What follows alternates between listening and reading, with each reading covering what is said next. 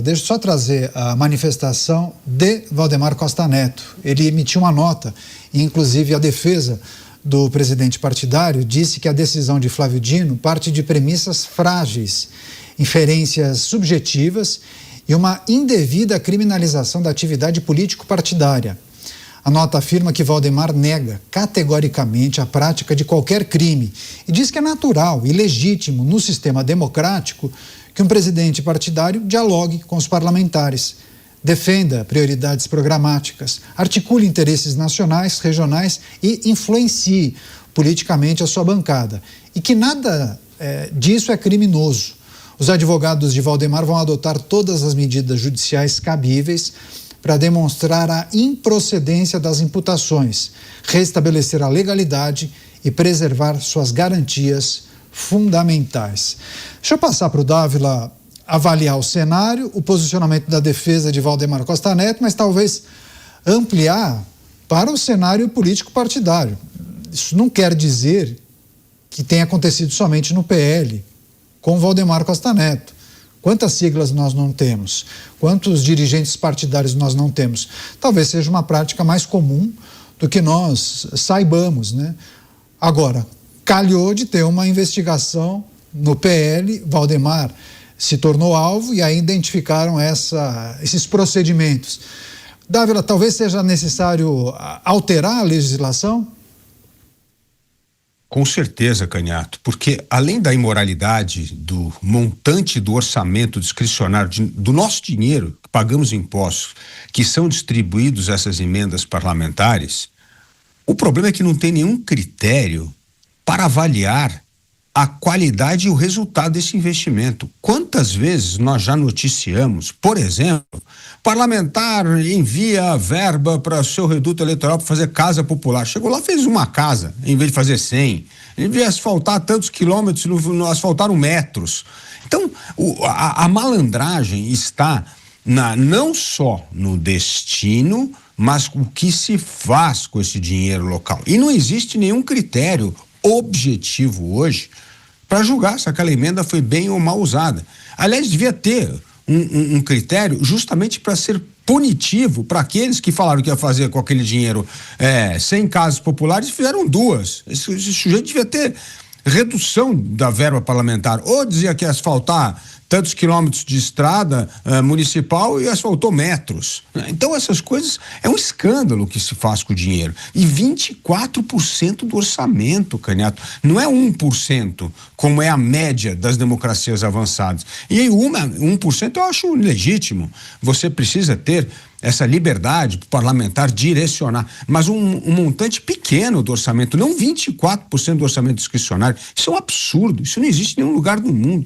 E isso transforma a política nesse conluio paroquial de interesses escusos e o dinheiro, mesmo não sendo bem utilizado, e isso evidentemente noticiado pela imprensa, nada acontece.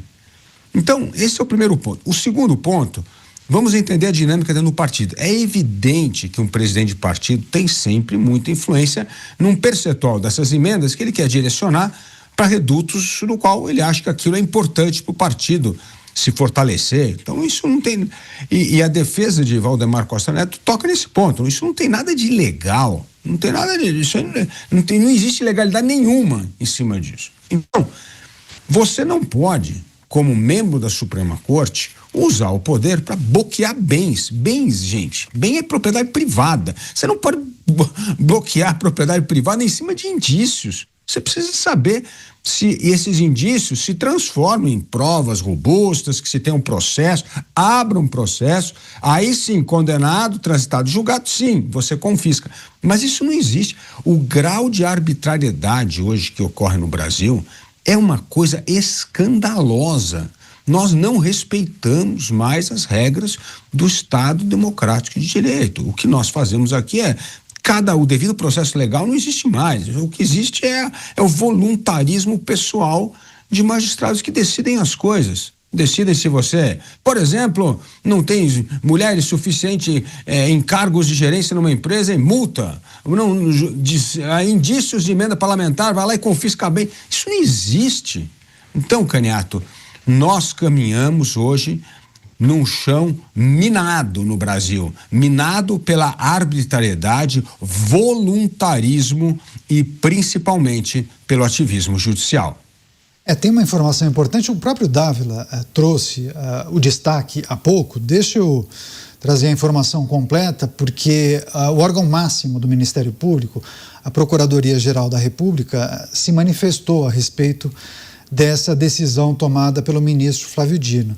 Então, a PGR emite um parecer, se manifesta de maneira contrária às medidas adotadas pelo ministro Dino do Supremo Tribunal Federal contra o presidente do Partido Liberal, Valdemar Costa Neto. Eu vou abrir aspas para o despacho da Procuradoria.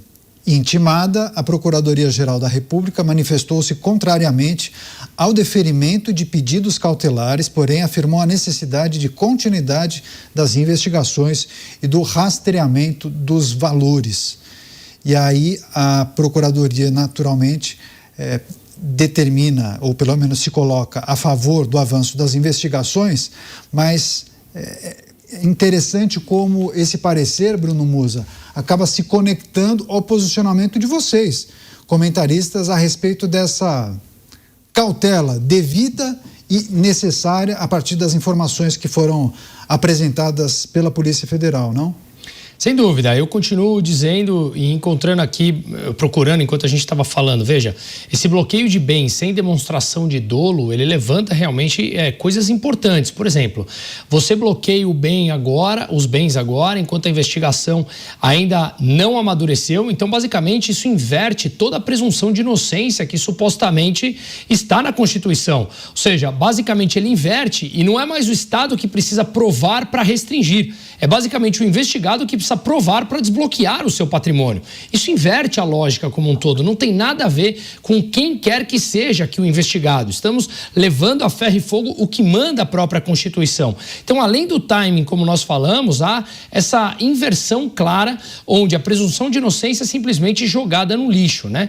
E aí, depois, a gente precisa entender que a própria manifestação da PGR, aqui, como você comentou, ela é importante, porque o PGR foi indicado pelo presidente Lula, que historicamente, aqui eu não estou fazendo nenhum juízo de valor, historicamente ele tem um alinhamento ideológico com o presidente, com o chefe do executivo, portanto uma oposição clara ao presidente do Partido Liberal, do PL, que é o Valdemar Costa Neto, e mesmo assim ele demonstrou essa discordância com relação às medidas cautelares. Então aqui nós não estamos entrando ainda, ok, investigou, participou de todo o rito e viu que ele é culpado. Ok, todo mundo defende que isso não seja, que isso seja punido de fato. Agora, o que nós estamos vendo é uma inversão lógica e clara, mais uma vez, por parte do judiciário, no que é a Constituição básica. Então, o que nós estamos vendo, basicamente, aquele que comanda o judiciário, aquele órgão específico que manda ou que está lá para